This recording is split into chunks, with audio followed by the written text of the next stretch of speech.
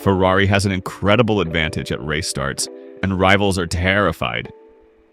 George Russell said, "These were worse than my worst starts in Formula One. The FIA has already tested a modification granting 5 extra seconds to drivers. And the secret is entirely in Ferrari's small turbo that leaves Mercedes, Red Bull, and the others in panic." But Mercedes can still recover through software. The new 2026 Formula One regulations are engine-centric. Everything has been conceived and developed to accommodate the new powertrains with 50-50 power distribution between thermal and electric components. Among the many topics, race starts are generating debate and serious concerns. The Bahrain test didn't provide encouraging feedback, and the FIA has already tested a modification, granting drivers 5 extra seconds to prepare on the grid before the light sequence begins. Everything will be examined at Melbourne and Shanghai before deciding how to proceed going forward. Behind the scenes, there's division between Ferrari, who has a start advantage, and had been the first to raise the MGU-H absence problem, and the other teams. Ferrari now would have less interest in further rule changes, though not opposing on safety grounds. The other teams instead, between engine philosophy choices and Bahrain problems, are invoking changes by emphasizing the safety theme. At the beginning of new powertrain design, there was discussion about energy distribution and MGU-H elimination. Teams raised various concerns at that time.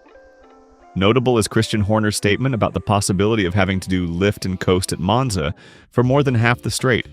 Otherwise, they would run out of energy. The topic only became hot just weeks before the championship start, despite warnings from Red Bull and also Ferrari.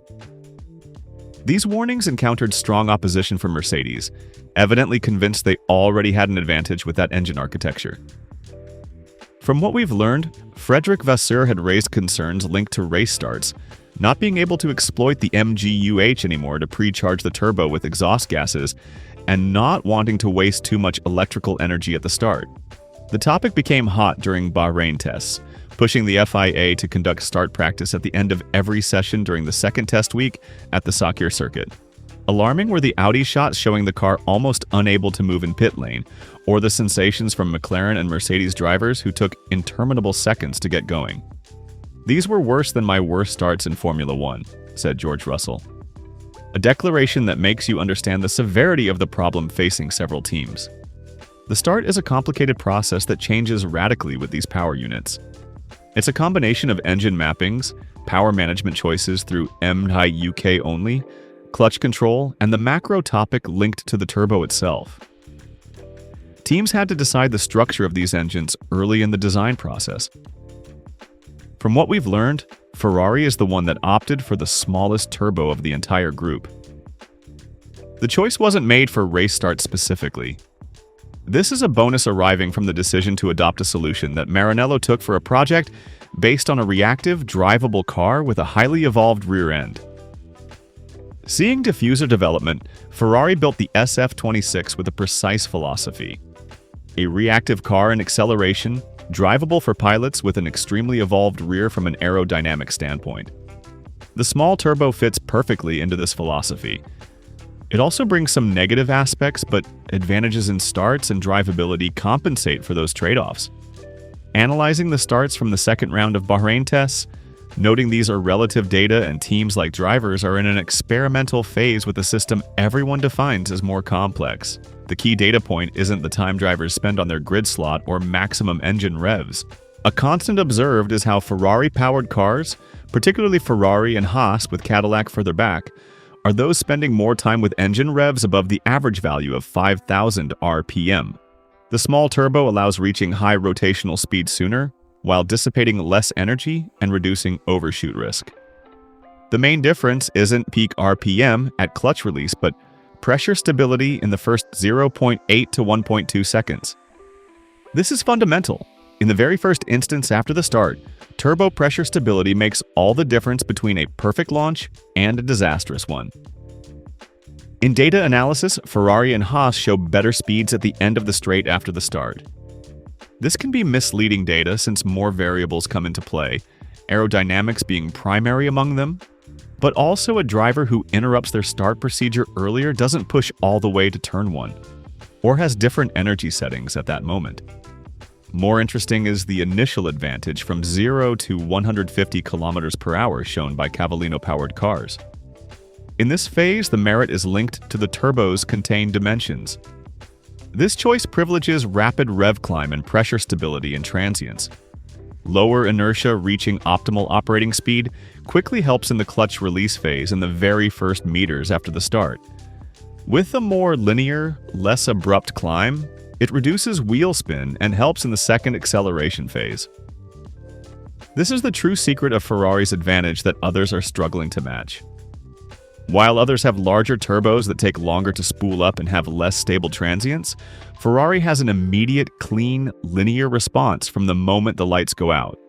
Observing other starts, Audi seems to have a procedure optimization problem to resolve. They're slower in acceleration after launch, and those who most had anti-stall problems or interrupted start attempts. Red Bull seems the supplier that least optimized starts across the 3 test days. While others showed growth, they actually worsened, often showing excessive wheel spin even after an excellent getaway at lights out. Setting aside Honda, Mercedes remains the key rival. At Brixworth, they worked extensively on compression ratio and power. The choice was a turbine that wasn't too small, and this has caused major start problems. This raised concerns especially toward Ferrari-powered cars, with Russell sounding the alarm after Hamilton, starting from the third row, overtook him, despite Russell launching from pole position. Although much advantage is linked to the turbo, both Mercedes and especially McLaren showed progress over the 3 days, bringing themselves to Haas levels but not yet Ferrari. Bearing in mind that hiding performance is also possible here. Looking at engine revs, grid time, initial acceleration, and other data, the 4 Mercedes-powered teams implemented rather different strategies and starts with varying results. Beyond the turbo, starts are also affected by software. Mercedes is working to optimize this delicate phase and recover the gap from Ferrari through electronic development. It wouldn't be surprising to see further progress already from Melbourne during the season. Software can work miracles in turbo, clutch, and electrical energy management when properly optimized. Ferrari will need to be smart about capitalizing while this advantage exists. Although we shouldn't expect the SF26 to always jump 4 or 5 cars at the launch every single race. The advantage exists, it's real, it's measurable, but it can be eroded by opponents' software development and procedure optimizations throughout the season. Ferrari must exploit it to the maximum in the first races while it lasts. The start battle has only just begun. Ferrari has an architectural advantage given by the small turbo that's extremely difficult for rivals to replicate at hardware level. But Mercedes and others can recover through software, mappings, and optimized procedures. Melbourne will be the first true test bench. We'll see whether Ferrari's advantage confirms itself in a real race or whether others have made enormous progress behind closed doors.